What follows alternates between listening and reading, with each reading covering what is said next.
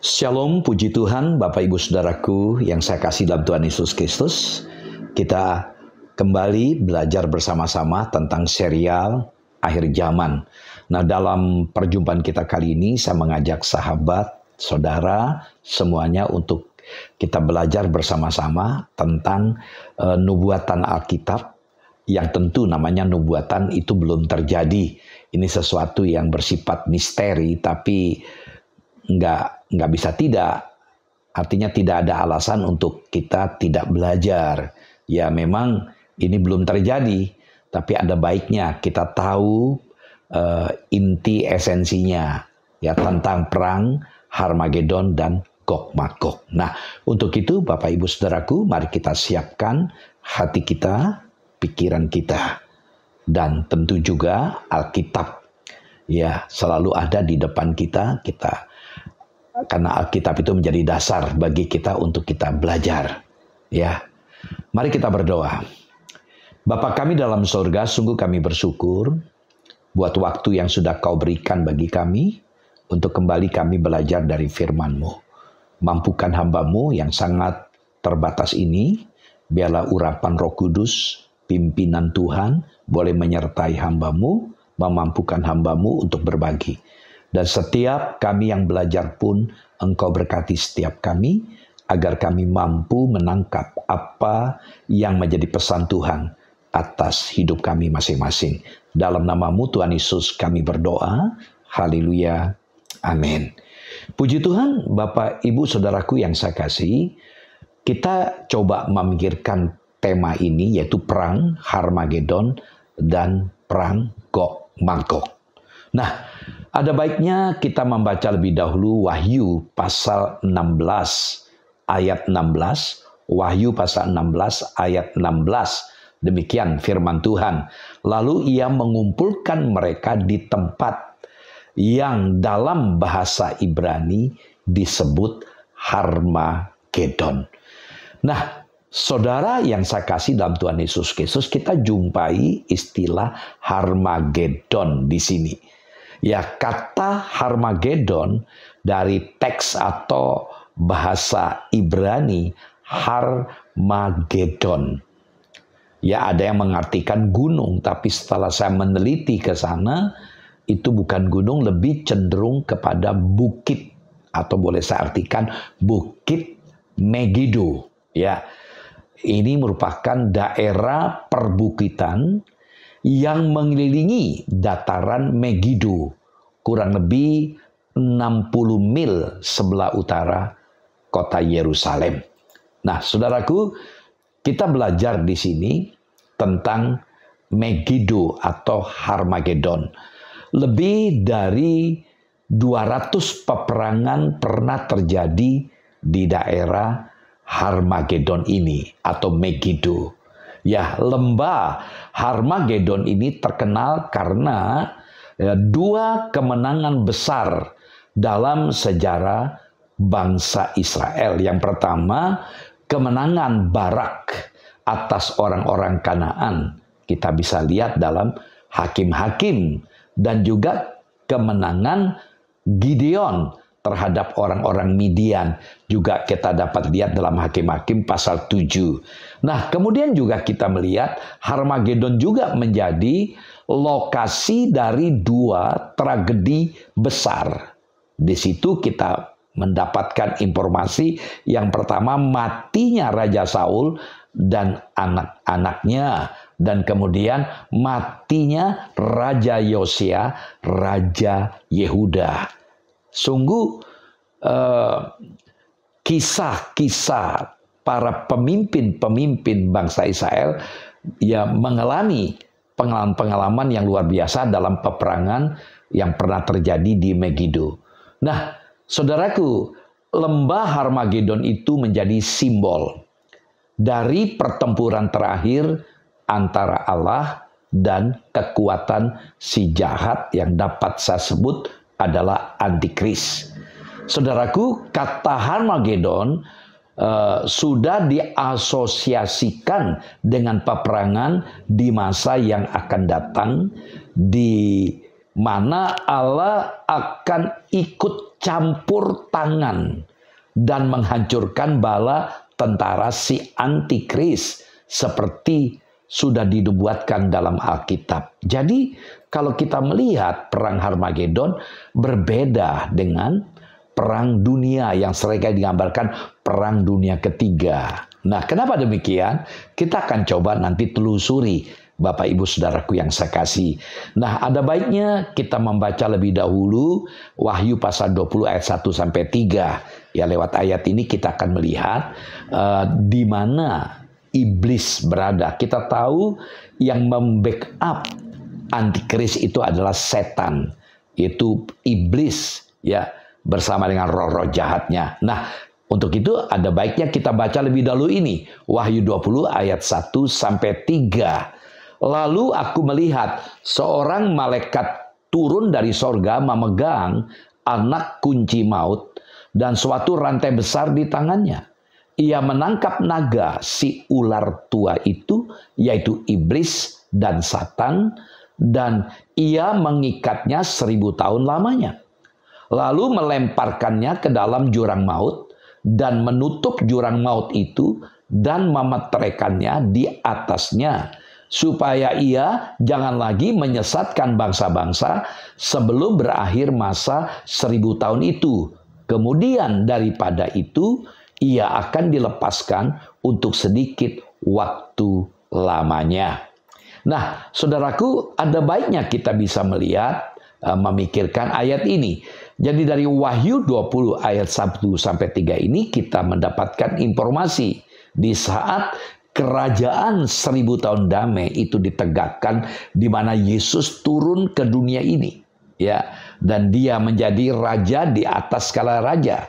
Dia memimpin sendiri, ya, dunia ini dengan kebenaran dan keadilan. Nah, lalu kita melihat ketika Yesus datang ke dunia ini, ya, si iblis tadi dikatakan Satan atau iblis itu diikat.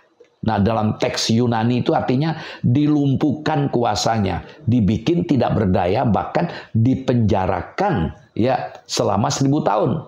Berarti setan dan roh-roh jahat itu tidak lagi gentayangan. Nah, ini hal yang menarik karena dipenjarakan. Nah, sementara kalau kita melihat pesan Rasul Petrus misalnya dalam 1 Petrus pasal 5 ayat 8, kita disuruh berjaga-jaga dan lawanlah iblis. Dia dikatakan seperti singa yang mengaum-ngaum mencari mangsa. Nah, kita melihat di sini dalam 1 Petrus 5 ayat 8, ya, kita harus berjaga-jaga karena iblis menyerang kita sekarang ini. Namun di sini dinyatakan dalam Wahyu 20 ayat 1 sampai 3, iblis itu ditangkap. Nah, jadi ketika Petrus berkata kita disuruh berjaga-jaga, disuruh siaga, karena iblis selalu mengincar, mencari kesempatan untuk menjatuhkan kita sekarang ini. Tapi ketika kita membaca Wahyu 20 ayat 1 sampai 3, nanti yang akan datang di masa depan, iblis tidak lagi mengganggu manusia. Dia dipenjarakan selama 1000 tahun. Nah, lalu kita lompat Wahyu 20 ayat 7 sampai 8. Nah, kita tidak bacakan, tapi inti dari ayat ini, dari Wahyu 20 ayat 7 sampai 8, setelah 1000 tahun, ya, Tuhan Yesus memerintah dunia ini dalam kerajaan 1000 tahun damai, lalu iblis dilepaskan. Artinya tadinya dipenjarakan, dilepaskan, dan semua roh-roh jahat akan juga dilepas. Nah, kalau kita melihat dalam 2 Petrus pasal 2 ayat 4, di situ menyatakan bahwa ada malaikat-malaikat jahat, yaitu setan dan pasukannya, yang ditahan karena begitu banyaknya. Namun mereka akan dilepaskan nanti, lalu akan menyesatkan bangsa-bangsa dari 4 penjuru. Kalau kita baca Wahyu 20 ayat 7 sampai 8, ya, keempat penjuru bangsa-bangsa disesatkan, dan disitulah terjadi namanya perang Gog Magog. Nah, lalu bagaimana masalah waktunya antara perang Harmagedon dan perang Gog Magog? Kita skip dulu, nanti saya akan jelaskan. Nah, saudara yang saya kasih, jadi Harmagedon adalah nama pertempuran besar yang terakhir yang akan diadakan dalam sejarah dunia. Dan ini belum terjadi sekarang ini. Dalam pertempuran ini umat manusia diatur dalam barisan. Di satu sisi atau lainnya. Ini akan menjadi perjuangan terakhir dari si antikris. Nah, saudaraku yang saya kasih dalam Tuhan Yesus Kristus, kapan pertempuran ini terjadi? Ya, karena belum terjadi. Ini merupakan nubuatan, maka tidak ada seorang pun yang bisa mengatakannya dengan persis. Tetapi kita yakin, saudaraku, bahwa akan terjadi perjuangan yang hebat ini, yang namanya peperangan Harmagedon. Nah, saudaraku, Matius 24, kita melihat ketika murid-murid bertanya, kapan engkau datang kembali? Apa tanda-tandanya? Nah, Tuhan Yesus menjelaskan. Jadi sebelum hari itu tiba, dikatakan oleh Tuhan Yesus dalam Matius 24, tidak saya bacakan ya. Banyak nabi-nabi palsu muncul dan menyesatkan banyak orang. Bahkan dikatakan, dan karena makin bertambahnya kedurhakaan, dikatakan maka kasih kebanyakan orang akan menjadi dingin. Jadi kasih itu menjadi hambar. Sekarang sudah terasa banget kan, ya, anak membunuh ayah neneknya dalam berita heboh berapa hari ini. Banyak kejadian, ya, kejadian begitu kejam. Tapi nanti lebih parah lagi, dikatakan makin bertambahnya kedurhakaan. Ketika kedurhakaan bertambah, maka dikatakan kasih itu menjadi dingin. Ya, saudaraku, akan ada Kristus palsu. Artinya yang menyerupai Yesus. Ya, Kristus dan Mesias kan. Jadi muncul guru-guru palsu yang mengadakan begitu banyak tanda-tanda dan mujizat-mujizat seperti yang Tuhan Yesus lakukan. Mengapa dikatakan Kristus palsu atau Mesias palsu dan nabi-nabi palsu? Sehingga sekiranya mungkin mereka menyesatkan orang-orang pilihan juga. Nah, saudara yang saya kasih, jadi pertempuran ini akan didahului oleh suatu periode kemurtadan. Jadi awali dengan kemurtadan di mana kuasa si jahat akan sepenuhnya dinyatakan dengan asumsi keilahian dan tuntutan agar seluruh dunia akan menyembahnya sebagai Allah. Kita bisa melihat dalam 2 Tesalonika pasal 2. Ya, saudaraku, dikatakan ketika bait Allah itu dibangun kembali. Sekarang bait Allah belum dibangun. Ketika bait Allah itu dibangun dan dia akan menjejak kakinya di bait Allah dan dia mengatakan, sembahlah aku. Kapan bait Allah dibangun? Kita belum tahu kapan, ya, tapi yang jelas diperkirakan ketika di masa, ya, tribulasi awal, 3,5 tahun awal, ya, di mana terjadi perdamaian di dunia ini, muncullah agama dunia sehingga Israel pun diizinkan membangun.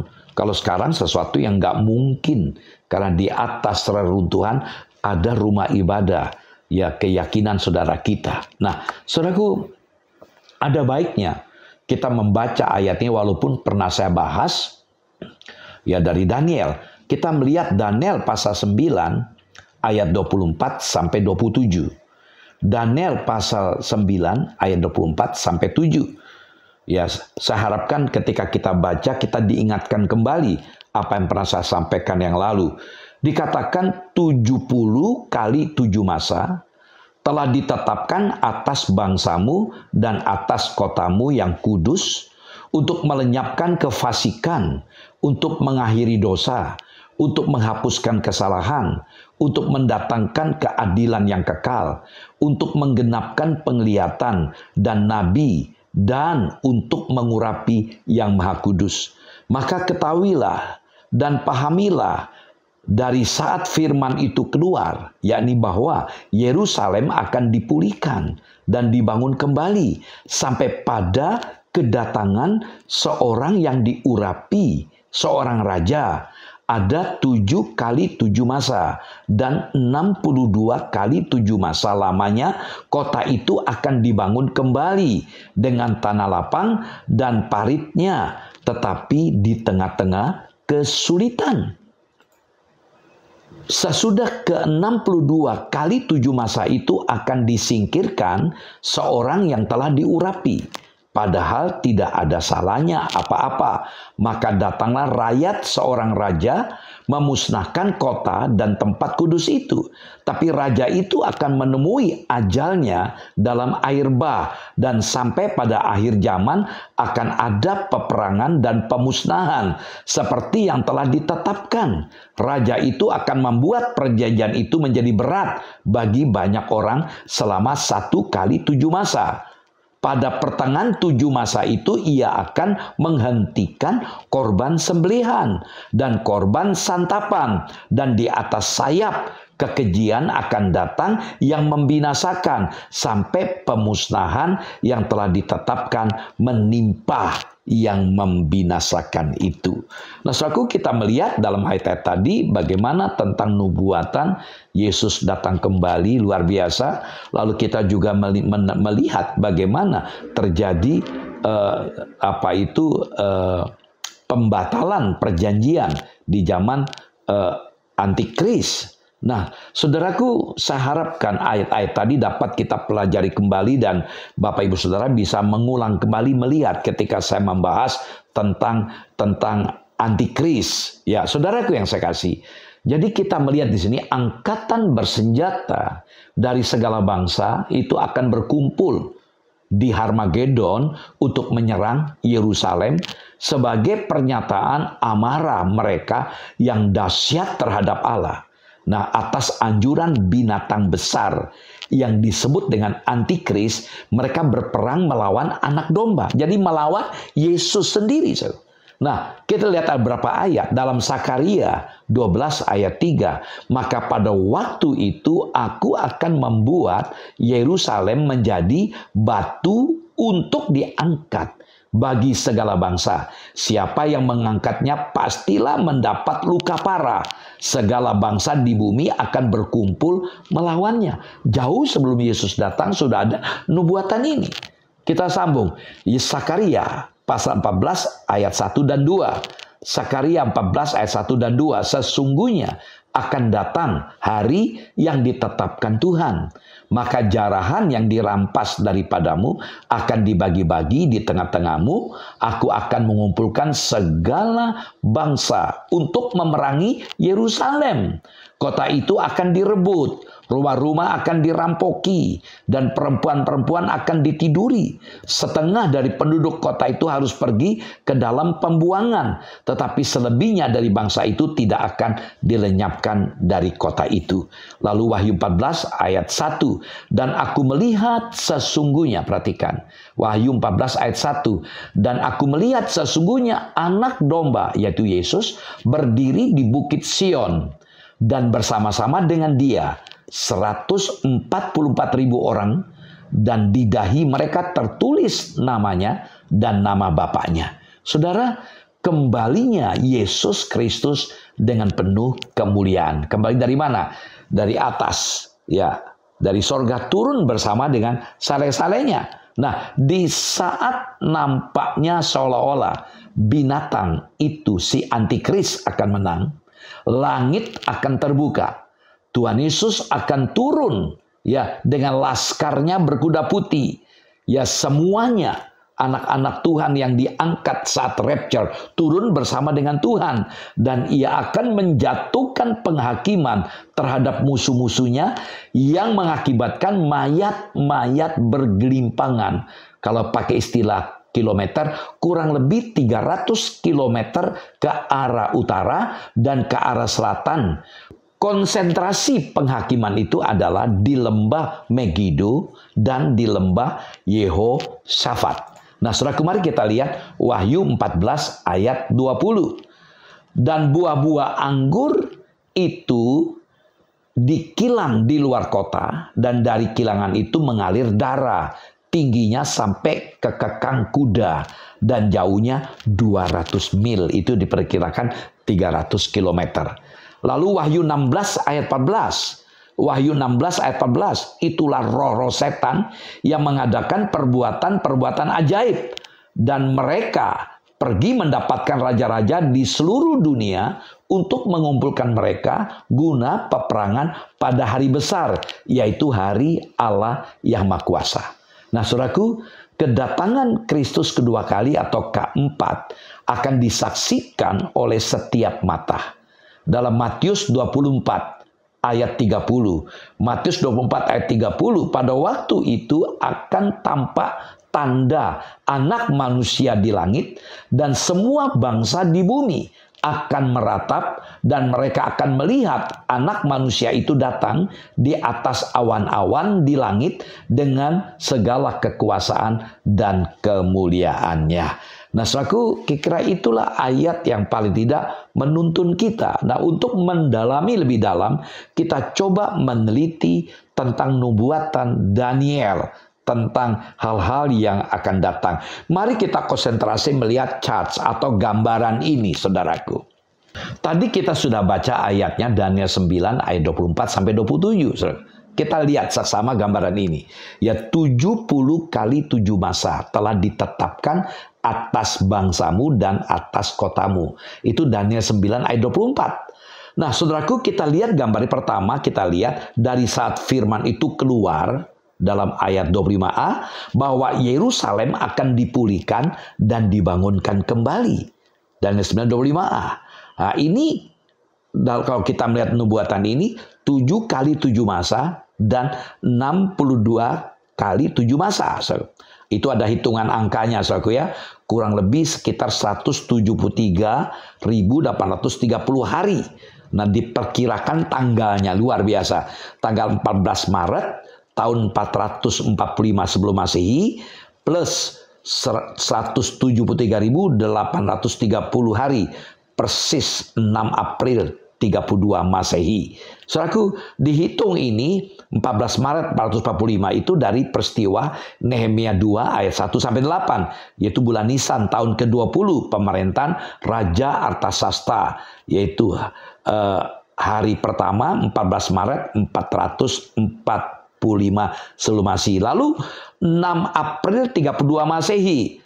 Lukas 19 ayat 28-40, itulah proses kemenangan ya, di mana kita tahu bahwa Yesus mati di salib. Jadi kita melihat kembali ke Daniel 9 ayat 25a, dikatakan dari saat firman itu keluar, yakni bahwa Yerusalem akan dipulihkan dan dibangun kembali sampai pada kedatangan Mesias. Artinya seorang yang diurapi dalam ayat 25b. Nah, itu lalu dia ditebas, ya, dibunuh, disalibkan, saudaraku. Lalu kemudian kita membaca lagi raja yang akan datang. Wahyu 6 ayat 2 dijelaskan situ, yaitu Mesias ditebas, kota dihancurkan, ya, masa gereja mulai ada muncul. Ini nanti kita akan lihat gambar khusus nanti. Lalu sampai kemudian Mesias datang kembali dengan kuasa. Yaitulah penghujung di zaman antikris, karena ada masa 1 kali 7 masa. Itu waktu 7 tahun dibagi 2, ya, yaitu 1260 hari atau 42 bulan, 3,5 tahun, 3,5 tahun. Lalu ada masa damai 3,5 tahun. Kemudian antikris berkuasa, menyatakan kuasanya, lalu dia menyatakan kekuatannya, sehingga segala perjanjian dengan Israel pun dibatalkan. Semua tidak boleh menyembah. Ya, Israel yang tadi bisa menyembah di Bait Allah, sekarang disingkirkan semuanya. Mereka harus menyembah Mesias. Lalu Tuhan Yesus datang dari awan-awan. Nah, disitulah terjadilah kemudian antikris tangkap bersama dengan setan, dipenjarakan selama 1000 tahun. Nah, kita lihat gambar yang kedua. Nah, ini diistilahkan minggu ke-70 dari ayat kita baca tadi, Daniel 9 ayat 24 sampai 27. Ya, kita melihat tadi ada istilah 7 minggu. Itu kurang lebih 49 tahun. Daniel 9:26. Yaitu perintah, pembaruan, dan pembangunan Yerusalem. Kita tahu dulu Yerusalem hancur, lalu ada perintah membangun kan. Kita tahu Nehemia kembali ya kan, lalu Esra membangun Bait Allah, lalu kemudian itu dari 7 minggu itu pembangunan dari 445 sampai 396 sebelum Masehi. Lalu kemudian Yesus datang ya. 62 minggu, 434 tahun kemudian, Daniel 9:25 dari 396 sebelum Masehi sampai 32 Masehi, Yesus disalib. Setelah Yesus disalib, itulah masa gereja. Ya sangat misteri, kita tidak tahu kapan berakhir, dan sebelum berakhir Tuhan Yesus menjemput kita, ya. Dan sekarang kita tidak tahu kapan. Yang jelas setelah gereja diangkat ada 1 minggu yang disebut 7 tahun, 1 kali 7 masa dibagi 3,5 tahun, 3,5 tahun. Ini sesuatu yang menarik, saudaraku. Kalau saya menjelaskan ini satu sesi, tapi saya berharap Bapak Ibu Saudaraku bisa meneliti karena ini sudah cukup jelas keterangan-keterangannya. Nah, lalu kita melihat kapan terjadi perang Harmagedon itu. Lalu kapan terjadi perang Gog Magog. Kita lihat gambar selanjutnya, Saudaraku. Nah, di sini kita melihat sederhana aja. Tadi saya katakan ada misteri, yaitu periode gereja. Setelah Yesus mati disalib, kemudian kita tahu hari ke-40 beliau naik ke sorga, ya. Lalu hari ke-50 Roh Kudus diberikan, itulah masa gereja sampai sekarang ini. Kita tidak tahu kapan berakhir, yang jelas nanti pada saat datang di awan-awan Tuhan menjemput kita. Lalu orang-orang yang tidak percaya tertinggal, termasuk orang Israel tertinggal, dan mereka lah masuk kepada masa yang disebut tribulasi. Bisa disebut masa siksaan. 7 tahun dibagi 2, 3,5, 3,5. 3,5 awal terjadi perundingan, perdamaian. Israel yang tadinya dibenci, sekarang bisa berdamai dengan bangsa-bangsa. Bahkan Israel dengan leluasa bisa membangun Bait Allah. Ya, mereka bisa menyembah.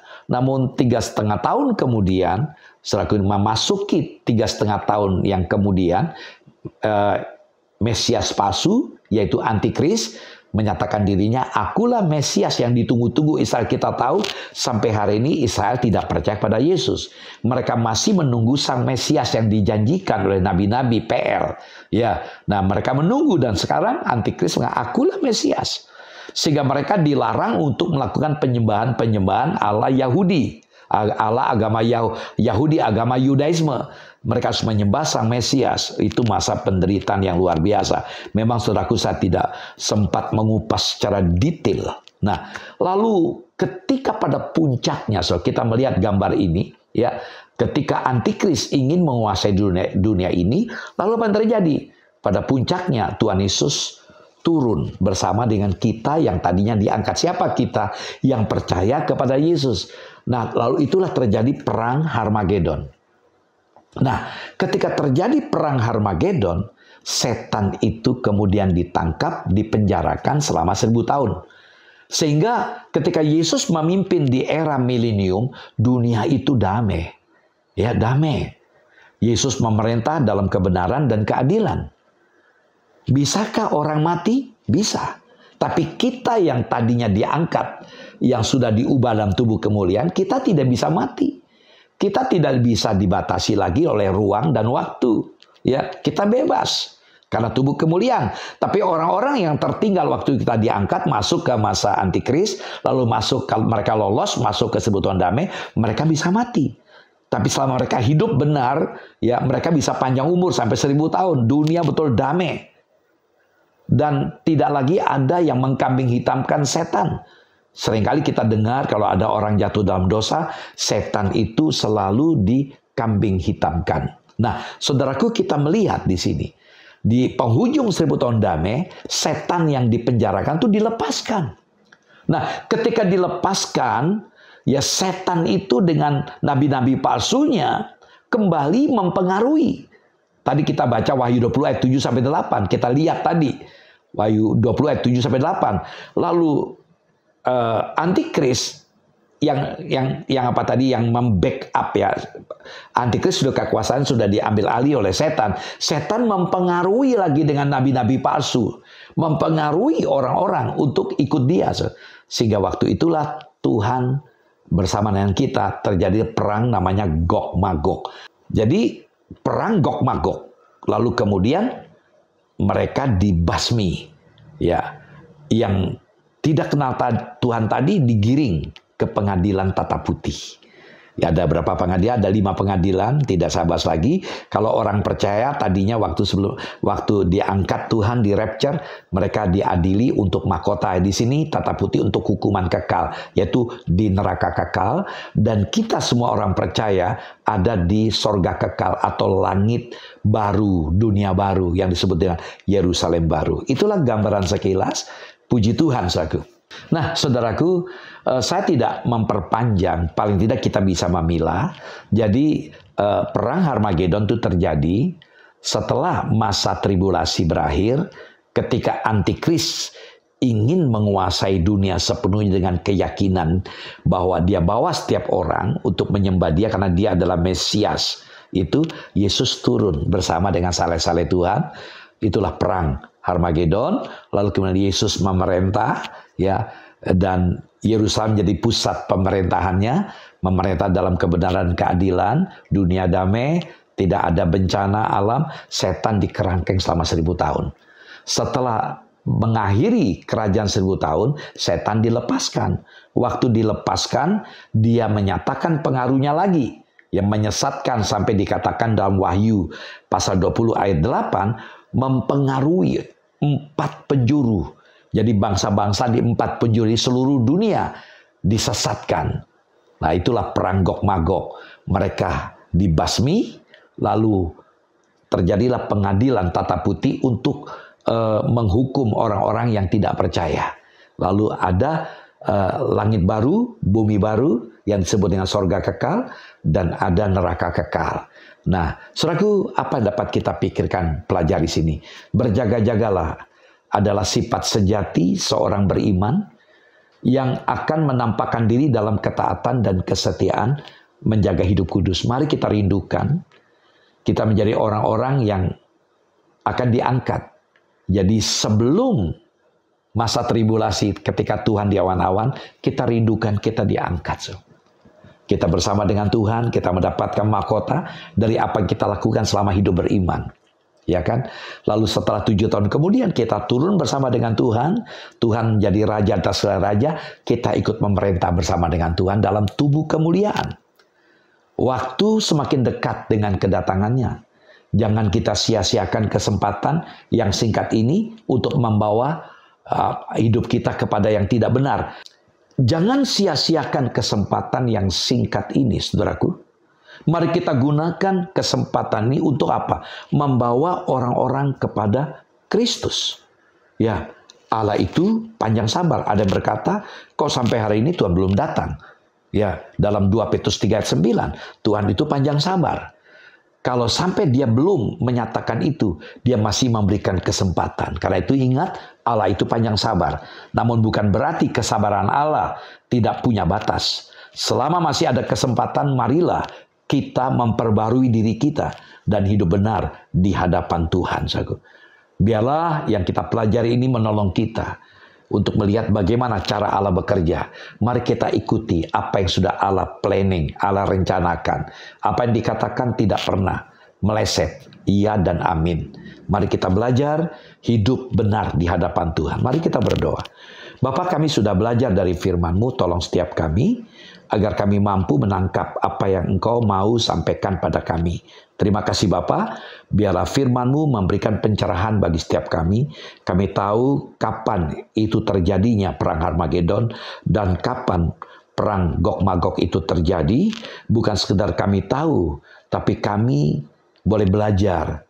Sebelum hal itu semua terjadi, kami mau menjaga hidup kami kudus dan berkenan di hadapan-Mu. Di saat Engkau datang kembali, kami kedapatan setia, kami bertemu dengan Engkau. Terima kasih Bapa, terjemahkan terus kebenaran-Mu ini. Dalam nama-Mu Tuhan Yesus kami berdoa. Haleluya. Amin. Shalom, sampai jumpa lagi. Tuhan Yesus memberkati Bapak Ibu Saudaraku.